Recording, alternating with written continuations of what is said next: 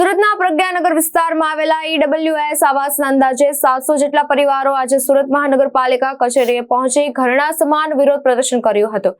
નાના બાળકો સાથે મોટી સંખ્યામાં એકત્રિત થયેલા રહેવાસીઓ ન્યાય આપોના નારા લગાવી મનપા તંત્ર સામે ભારે રોષ વ્યક્ત કર્યો હતો।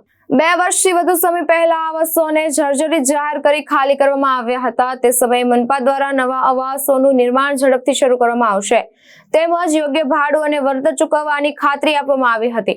જોકે 2 વર્ષથી વધુ સમય વીતી જવા છતાં નવા આવાસના બાંધકામની કામગીરી શરૂ થઈ નથી અને ટેન્ડર પ્રક્રિયા પણ પૂર્ણ થઈ નથી, જેના કારણે આશરે 700 પરિવારો આજે પણ ભાડાના મકાનો અથવા અન્ય સ્થળોએ રહેવા મજબૂર બન્યા હોવાનું રહેવાસીઓનું જણાવ્યું હતું। રહેવાસીઓએ આક્ષેપ કર્યો હતો કે સતત ભાડું ચૂકવવાના કારણે તેમના પર આર્થિક બોજ વધી રહ્યો છે, સાથે જ નાના બાળકોના શિક્ષણ અને દૈનિક જીવન પર ગંભીર અસર પડી રહી છે।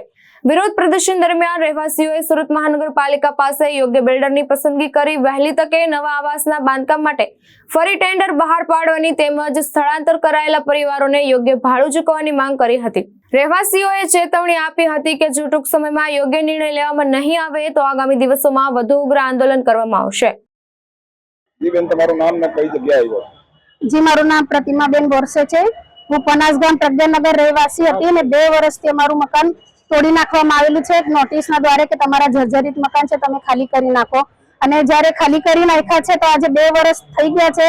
તમારા બાળકોનું ભણતર તો ગયું જ, ભણતર બગડેલું છે ને આર્થિક પરિસ્થિતિમાં જે નબળા પડી ગયા છે, ભાડું ભરતા છે ને એટલું બધું સિટીલાઇટ વિસ્તારમાં ભાડું બહુ વધારે છે અને એ હિસાબે પબ્લિક રહેતા છે તો બહુ પરેશાન છે। કેટલા પરિવાર પરેશાન થાય છે? 720 મકાન છે તો બધા જ લોકો પરેશાન છે અને બહુ લોકો તો હેરાન ગતિથી મરી ગયા છે। કોઈને તો ઘર ભાડેથી મળતું પણ નહીં હતું। કઈ જગ્યા પર તમે રજૂઆત કરી છેલ્લા 2 વર્ષમાં? અમે 2 વર્ષથી કમિશનર, કલેક્ટરથી લઈને બધાને જ આવેદન પત્ર આપીને મોબાઈલથી SMS કરીને પૂછવામાં આવેલું છે કે અમારું ઘરનું નિરાકરણ તમે ક્યારે કરશો, તો હજુ સુધી કઈ જવાબ નથી અને લોકો કહે છે હા થાય છે, જોઈએ છે, કરીએ છે, હા મને વાત સાંભળેલી છે, અમુકને તો હા એમ કરીને પૂછે છે કે કરીશું એવું બધું, તો જાણે કે એ લોકોને કઈ ખબર જ નહીં હોય એવી રીતે વાત કરે। તો આમાં કઈ પ્રક્રિયાનો સામનો નથી, પ્રક્રિયા હજુ થઈ નથી, આ સામનો તમે કરી નથી? અમે 2 વર્ષથી બહુ મુસીબતનો સામનો કરી રહ્યા છે।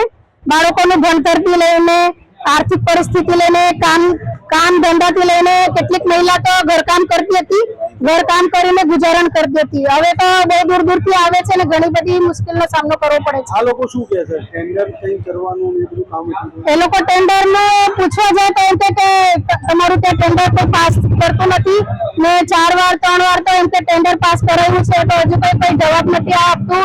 એમને કઈ જગ્યાનું ત્યાં પ્રોફિટ નથી જોવા મળતું। હવે ડાયમંડ સિટી જેવી વિસ્તારમાં કોઈ કામ નહીં લે હાથમાં, એવું કઈ બને? અમારી માંગ શું છે?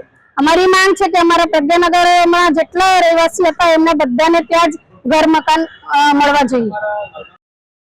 ભાવેશ ઉપાધ્યાય, દ્રષ્ટિકોણ ન્યૂઝ, સુરત।